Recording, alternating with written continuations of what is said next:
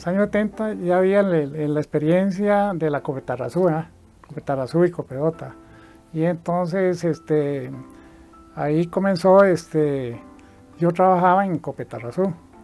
Y entonces ahí teníamos, siempre digamos, el empleado necesita que le den un crédito. Entonces, digamos, no era fácil, digamos, hablemos del caso de Copetarrazú, que se le diera ahí el crédito y que se fuera pagando, reteniendo del sueldo.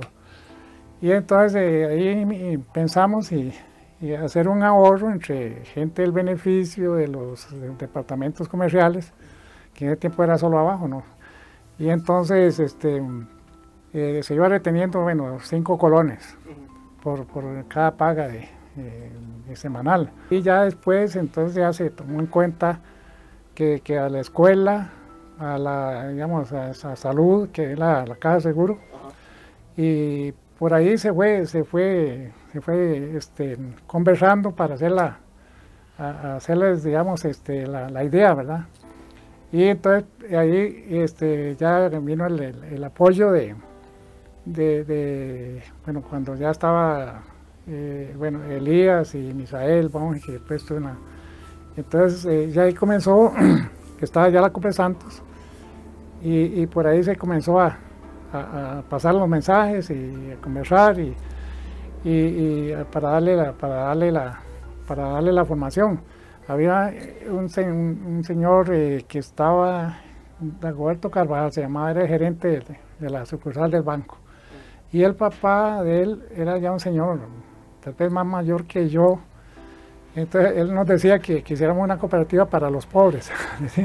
Gerente estuvo Arturo Maña, inicialmente. Sí, Elías estuvo también ahí en algunos, pero que era, o sea, digamos, de momento ahí haciéndole frente. La cooperativa después le compró a la iglesia, a la curia metropolitana, a la curia de Pérez Celedón, entonces le compró esa propiedad, que eso era ahí donde está actualmente, y después ya está el salón que es de la iglesia. Eso era, y hacia allá que hay una pizzería o algo así, también eso fue de la iglesia. Entonces eso lo creo que la misma compañía San Marcos le vendió para la hamburguesa ahí. Y después el salón ese que es de la iglesia. Eso se lo compró y era un salón un salón ya antiguo, que tenía la iglesia ahí para las actividades entonces lo compró, yo no recuerdo así cuánto. No, pero en ese tiempo solo un cajero. ¿Un cajero? Sí, un cajero, no era ya hoy día es distinto, pero en el tiempo era un cajero nada más ahí, tal vez hay un momento ahí dependiendo de épocas ahí de crecimiento de la cooperativa, pero no es, digamos, el momento hoy es ya los cajeros, muy distinto el número de empleados que están, después ya un contador, si era necesario, y después, bueno, la gerencia, secretaria. Entonces, en ese sentido, bueno, y ahí fue creciendo ahí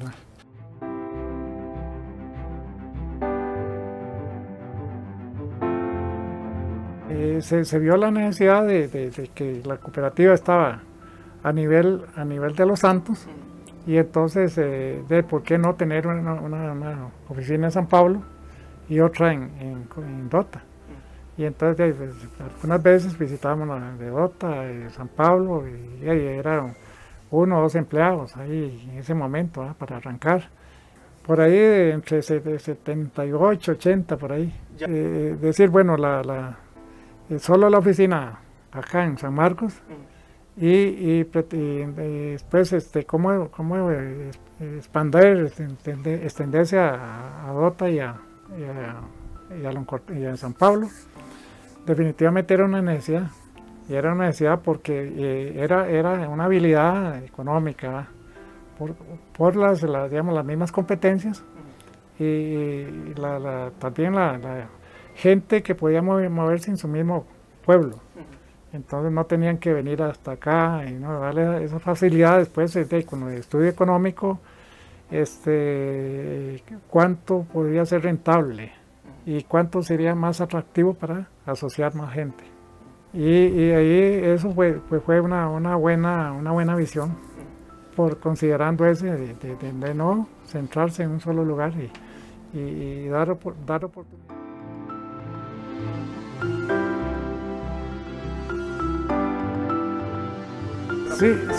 Sí, digamos gente de pulperías o de bares o los taxistas se les financiaba.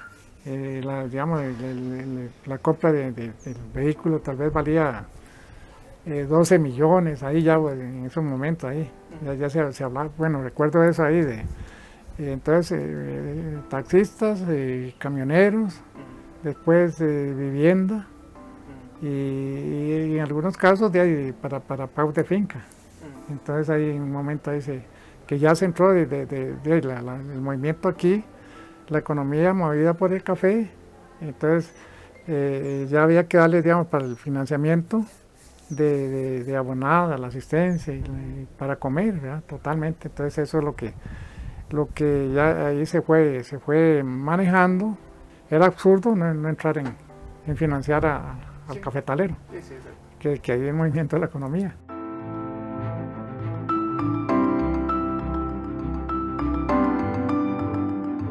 Sí, ya todavía estaba yo en Copetarrazú. Y entonces después me fui para Copeleco, después me fui a una transnacional y entonces ahí valoraba uno lo que es cooperativismo y transnacional. Entonces, digamos, siempre hay críticas, entonces, bueno, ¿por qué traicionó usted a las cooperativas? No, sino era aprender. ¿Por qué uno se iba a qué hacía una transnacional? Una diferencia muy grande. Y entonces, ¿qué era ese sentido de pertenencia del cooperativismo? Entonces era necesario conocer una transnacional. Y hay necesidades de trabajo también y la paga. Yo considero que a través del tiempo la credibilidad de la gente ya en el movimiento cooperativo, más que todo en la zona de Los Santos, tal vez entre los 80, 90, ahí para acá. Entonces, porque ya conociendo fortalezas, las debilidades riesgos que se han superado en esos momentos. Y después, de acuerdo a la economía nacional, en los precios bajos del café, por ejemplo, siempre habrá el productor, siempre el crédito es necesario. Yo pienso que desde que yo tengo uso de razón, de chiquillo, yo y a mi mamá, siempre se necesitan, y yo y a mis tíos, siempre se van necesitando, algunos se van superando y salen, y bueno, ya no tengo que buscar plata, pero es un porcentaje muy poco, entonces siempre han habido esos altibajos, y después el éxito es decir, bueno, que gente dice, bueno, no, gracias a la cooperativa, yo pagué, gracias a la cooperativa yo puedo llegar con toda confianza, hago la solicitud y me dan, y hago la asistencia general, y ahí en esa asistencia va para comer. También. Y es un medio que si no lo hubiéramos tenido, dependeríamos de las transnacionales. Ya le digo, la experiencia mía con los transnacionales, a mí alguna gente del mismo cooperativismo me criticaba, que yo me hice en movimiento cooperativo, y yo le digo una anécdota allí, yo trabajé con Alemán, que era el presidente de la empresa. Entonces una vez llegó y me dice, vamos a almorzar me necesito ir a almorzar con usted, pero tenemos que hablar. Y ya me dice, vea, es que, dice, a usted lo denunciaron en la misma empresa y que usted, digamos, usted no tiene el convencimiento de la empresa donde usted está trabajando. Y entonces la auditoría que llegaba y la bueno, era por ahí, bueno, ya, sinceramente, yo decía el movimiento donde venía yo. Y entonces él me dice, ¿es cierto eso? Y le digo, sí, le digo, yo le digo, mire, mantengan las cooperativas de ahorro y crédito y el movimiento cooperativo, y también pues ustedes negocian, está su esposa, ustedes, su esposa entregan, participa, su esposa la asocia en la Copa San Marcos y entonces ya me dice, no, dice, usted tiene razón, usted sigue trabajando conmigo. Y me dice, no se enoje con nadie, ni el que lo quemó, Dice, ¿por qué no se nos daba de una cadena que usted no sabe de quién va a necesitar en el tiempo o van a necesitar de usted? Esa es la vida. Me dio una lección, ¿verdad? El hombre. Sí, claro.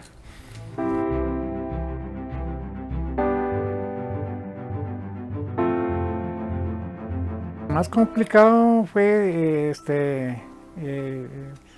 el momento de que la economía se fue a nivel nacional agravándose, ¿verdad? Entonces los rendimientos no eran tan buenos, ¿verdad? Más o menos ahí que era los 80, okay, por ahí. Sí, sí, más o menos era ahí, creo que por ahí estaba el 78, 80.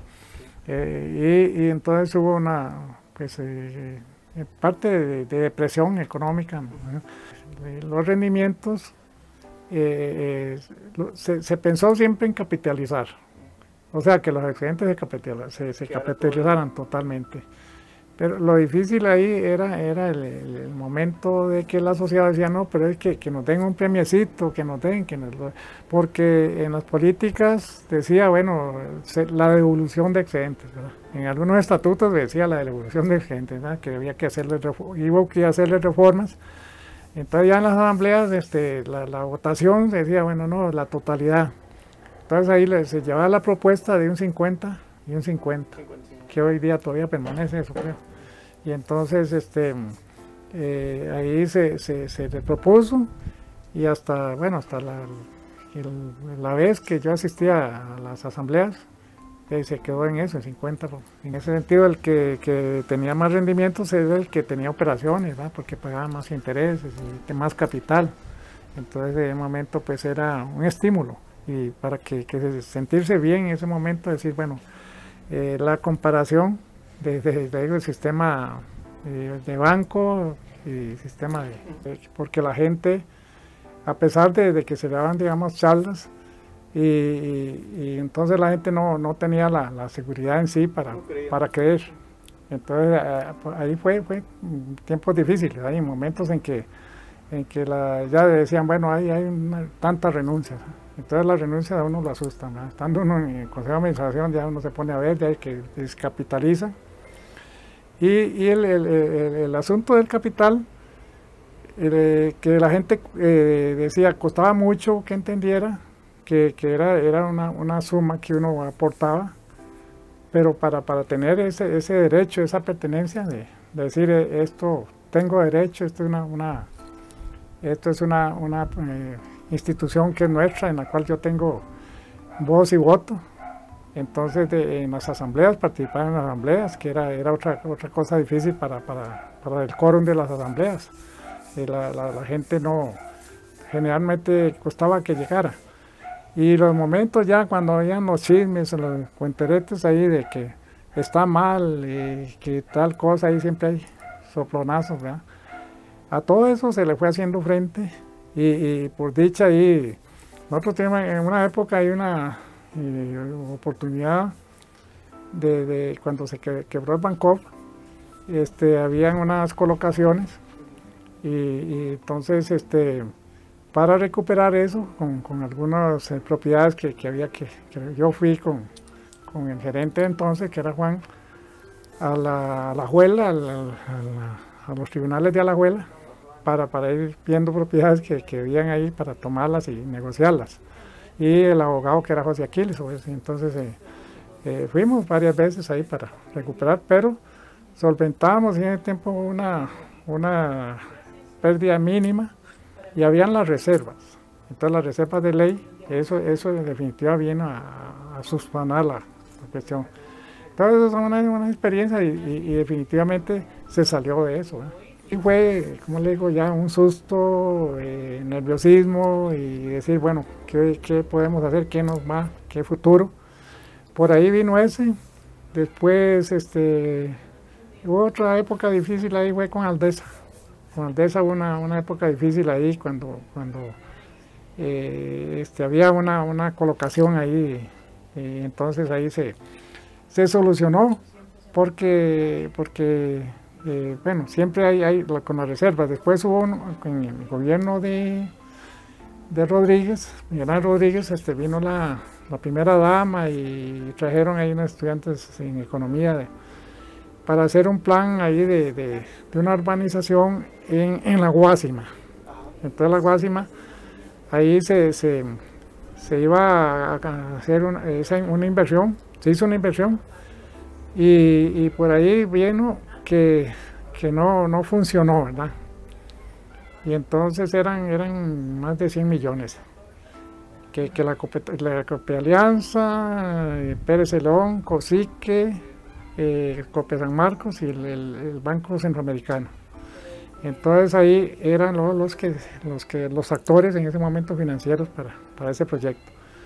Y entonces en eso vino el que la tiene ahora, el señor Rodríguez, que la compró, y entonces vino a la salvación. Y ahí se liberó Copia San Marcos, después el último que quedó fue el BCI, ¿verdad? Y entonces ya después de ahí no sé cómo hicieron ahí, pero finalmente con las reservas, después habían unos bonos que tenía la Copia San Marcos a un 24, un 28% colocados, y ese tenía unos rendimientos muy buenos. Se negociaron esos bonos y se pagó, y con las reservas lo cubrió la pérdida que fue tal vez había de unos entre 20 o 32 millones ahí, pero ya con las reservas entonces se solventó eso. Ese fue más que todo el banco, un alto riesgo, sí. Y entonces en los momentos yo estaba en comité de vigilancia en esos tiempos, y entonces pues los dos compañeros míos de vigilancia y yo pues salvamos el voto.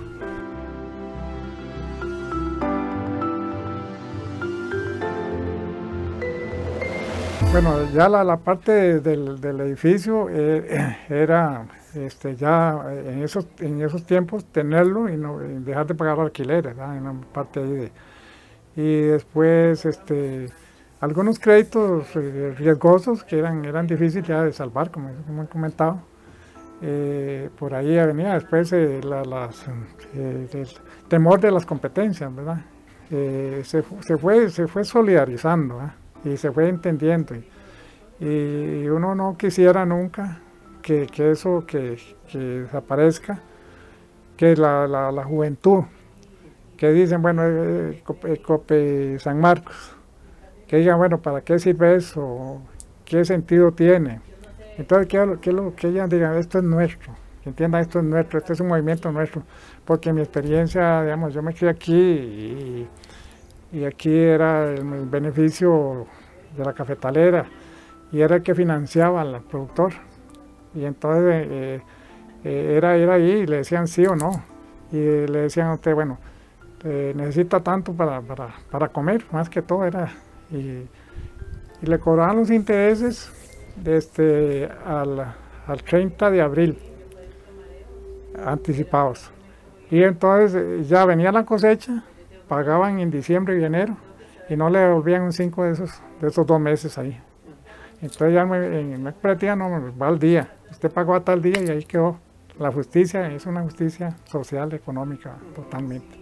Y una oportunidad para entenderlo, y en su momento yo siempre he insistido en eso, en que las charlas, ese sentido de pertenencia, que esto es nuestro, esto fue un esfuerzo de los abuelos en momentos difíciles que se presentaron, porque, como digo, los gobiernos en sí no había así un apoyo total en ese momento, sino que decían, bueno, las instituciones, el Infocop, bueno, cuando era el departamento cooperativo de Banco Nacional, ya hoy día el Infocop, pero ¿qué hace el Infocop en su momento? ¿Y qué hacemos nosotros en la cooperativa en sí para momento reclamar o decir esto está bien, esto no está bien, nos está yendo? Totalmente, eso es sumamente necesario, que sea intenso, para que ya las futuras generaciones lo entiendan, y decía, desde las escuelas, los colegios, aún ya los que van a universidad, también algunos de universitarios que no entienden ese sentido de que esa cooperativa está ayudándonos en la economía general, ¿verdad?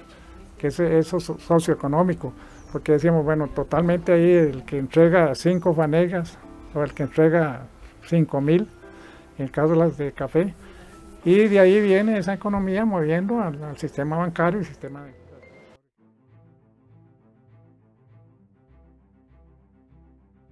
O sea, que tengan confianza en el movimiento cooperativo.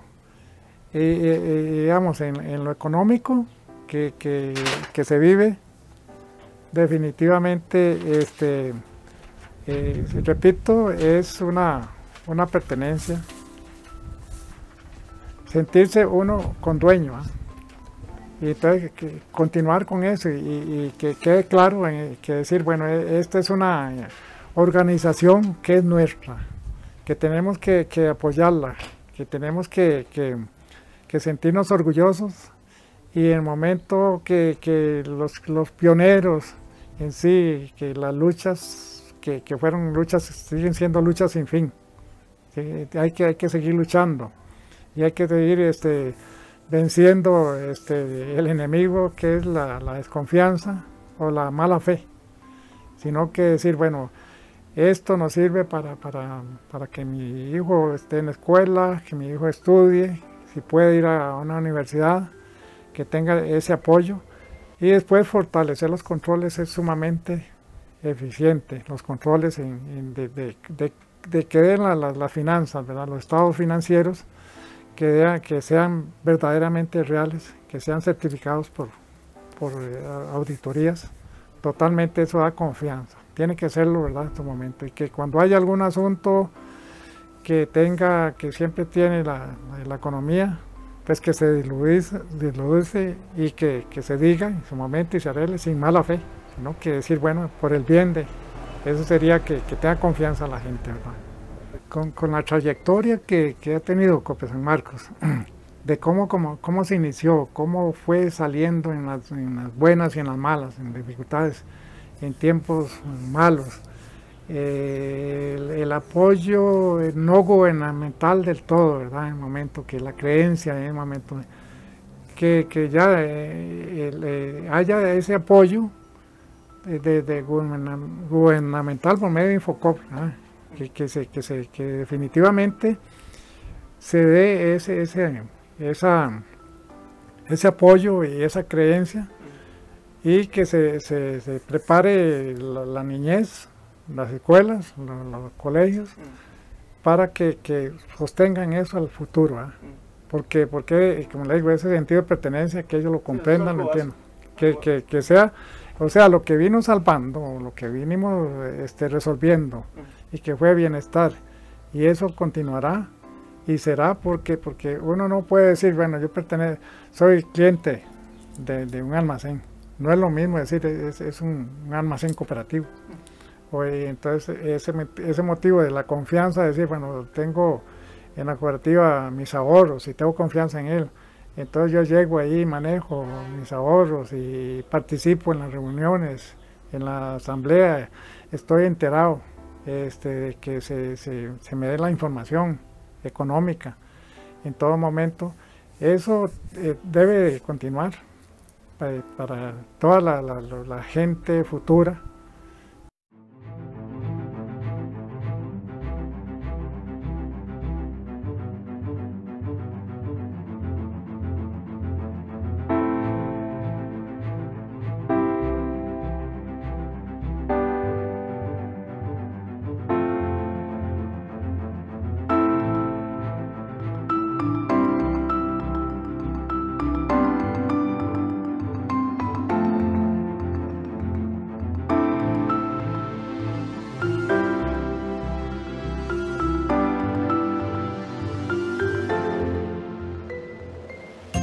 Cope San Marcos, donde usted sí es primero.